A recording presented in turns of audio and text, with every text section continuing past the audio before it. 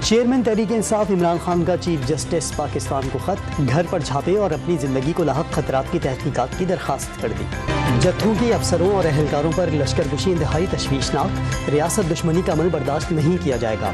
तमाम शवाहिद मौजूद हैं, कानून के मुताबिक कार्रवाई होगी। वज़ीर आज़म की ज़ेर सदारत इत्तेहादी जमातों के इजलास का एलामिया जारी।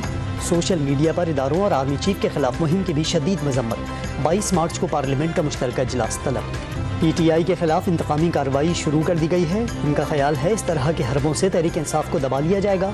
PTI रहनुमा सद कैसर के programme live with Adil Shahzeb में गुफ्तगू। एबटाबाद में गाड़ी पर फायरिंग से तहसील नाजिम हवेलियाँ आतिफ मुनसिफ खान समेत 11 अफराद जाम हक। फायरिंग के बाद आग लगने से गाड़ी मुकम्मल जल गई, लाशें शीशे तोड़कर निकाली गई। और इस सिंध हुकूमत का बेनज़ीर इनकम सपोर्ट प्रोग्राम में रजिस्टर खानदानों को रिलीफ देने का फैसला।